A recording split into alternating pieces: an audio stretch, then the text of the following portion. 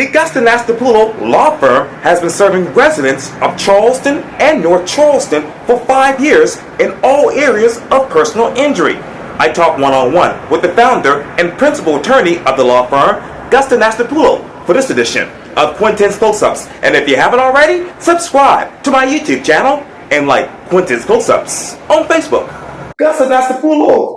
Quintin, How are you? good to see you, my friend. Yes, sir. Welcome to Quintin's Close-Ups. Absolutely, thank you for having me. Oh, I appreciate it greatly. Needless to say, Gus, as you know, here in Charleston, you are a Charleston native. You're also the founder and principal attorney here at Gus Anastopoulo Law Firm. We've seen your ads on television, on buses, and all over. But you're serving residents here in Charleston and North Charleston in all areas of personal injury. So tell me, Gus, what's new, what's now at your law firm? You know, Quintin, we've grown a lot. I launched this firm back on the historic day of January 6, 2021. Always an easy day to remember. So, we're coming up on 5 years now. We've grown it to now 9 team members, servicing everyone across the state, including the Royal Country. That's where our primary focus is. But really just, we're adapting to the new changes in the practice. And getting team members that truly align with that. And it's been a great journey. Oh, that's amazing. What are those areas that you want to focus on that you're adapting to right now? Like most personal injury firms, we handle single incident cases like car accidents, slip and falls, things of that nature. But really, Quintin, the interesting recently that changes the adoption of AI and all the tools that are now available to us as lawyers. So it's really allowed us to streamline a lot of things, and ultimately it leads to better results and faster results for our clients. Drafting things quicker, summarizing documents that normally would take hours to do. So the personal injury field is changing, and it's been exciting. Wow. What exactly will you use AI with your practice? So, we can do it for a lot of things. For example, we had a case where there was a key witness that was captured on a video camera. We couldn't identify him. We couldn't, cops didn't include them in the report, but we knew that they had seen everything that had happened on this shooting case. It was a negligent security case.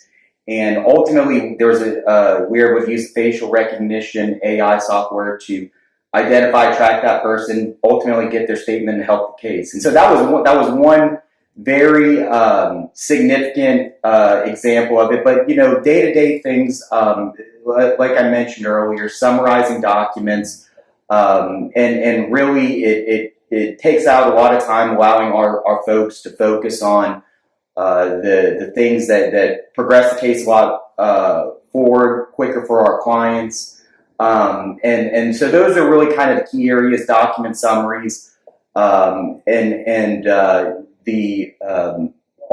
the drafting. It kind of cuts down time on that, especially on this side, on the plaintiff side. Your time is everything, and so you really got to value your time, and ultimately it helps us with that. You talk about the clients, as you know, Gus, growing up here like I did on the east side of Charleston. How do you, with your law firm and your practice, how do you adapt to that growth with smart growth? Quintin, you can't lose sight of where we are, right? And so ultimately, we try to stay involved in the community as much as we can, through things like Friends of James Simmons, as you know, with being downtown. They're doing a great thing over there with the changes downtown. They've unfortunately lost some funding, so we're being a part of that, helping them kind of regain some of that, but ultimately just not forgetting where we are, and also staying in tune with the changes in the area. Charleston's not what it was 20 years ago, for better or for worse, but certainly it's where we are today, and it can be exciting at times, but it's also something that we got to consider. Not everybody that's here is familiar with how we do things and the lifestyle, but it's good and bad. Wow, yeah, you're right about that, Gus. So, with all of these changes, what exactly are your clients' needs and wants? Quinn, every client's different. Ultimately, nobody wants to be involved in this incident. Anytime you got to bring on a lawyer, it's never for a good thing. At least a good thing you're going through your life. So their needs and wants ultimately come down to what can you do to make the process easy on them? They're obviously going through a lot already with the stressful process. Whether it's getting them to the right doctors easier. Just helping them get that appointment scheduled. Taking the dealings off with the insurance company, the communications, that's stressful. And that ultimately goes back to helping them focus on their healing, their recovery, and also, whether it's physical, but also just kind of regaining a sense of normality and helping them, because it's a process. So to answer your question, the needs and wants ultimately come back to how pain-free can you make the process for them in what is otherwise a painful ordeal. And I buried this question earlier, but I should have brought it up then, but now I'll bring it up because there's a lot, as you just mentioned, change going on here in Charleston, and we're seeing so many accidents happening, everyday car accidents, unfortunately wrongful death injuries, things like that. What are you and your team keeping an eye on from a trending standpoint?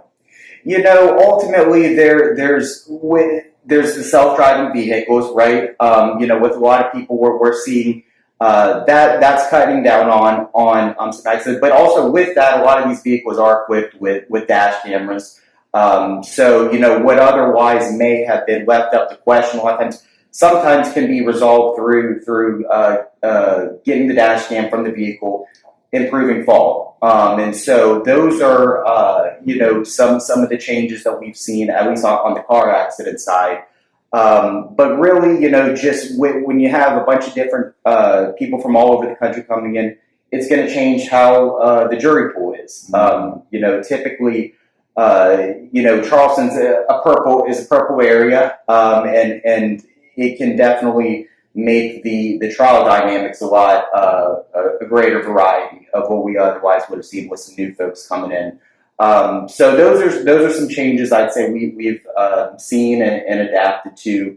With all this, everybody coming down here, and also with the advancements in technology and vehicles and things like that. Wow. You started back in 2021, and Charleston was just changing then. So what is the biggest difference about your law firm from then to right now?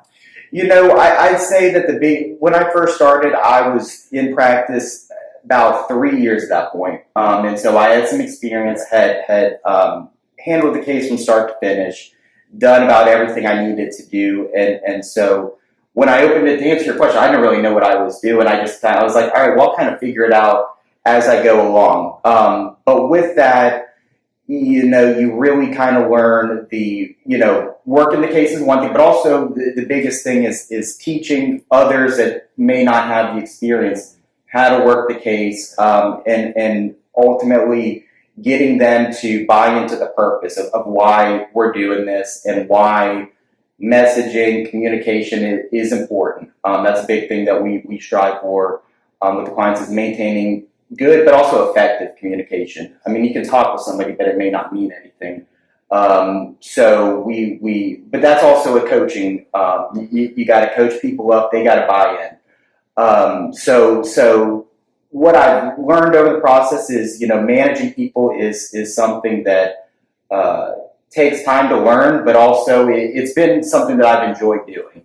And you also just kind of any business kind of eventually takes on the personality of the firm, or of the owner of the firm, rather. And so ultimately you want to be that example that's going to kind of be the personality that your team members take on, and thus how your firm is going to be viewed. So I'd say that kind of being more intentional on that, how you want to be perceived, and you only do that through your actions. Everything from how you answer the phone to how you speak in court. Oh, absolutely. You talk about those team members, and I hate keeping beating on the growth question, but as you know, Charleston is continuing to grow. So with those team members, where do you want to expand next? Right now, I'd say probably the next area is Somerville. We're looking into possibly having an office out there. We're here in North Charleston now, but that's a growing area, as you know, and we've been fortunate to help a lot of people out there. So we'll probably start there and then maybe make our way into the Midlands thereafter. But again, it's one of those things that the timing's got to be right. So we want to first focus on the Low Country, help our people down here, and as we continue to grow and allow us to serve more people, we'll see where that takes us. And so if somebody needs your help right now, Gus, how do you get in contact with you? Absolutely. They can give us a call, 843-310-5555. Find us online, guslawsc.com, or you can just stop by our office. We're on 5880 Rivers Avenue here in North Charleston. Gus Anastopoulo with the Gus Anastopoulo Law Firm. Thank you for your time again. Welcome to Quintin's Post Ups. Thanks, Quintin. Thanks for having me. You're welcome anytime.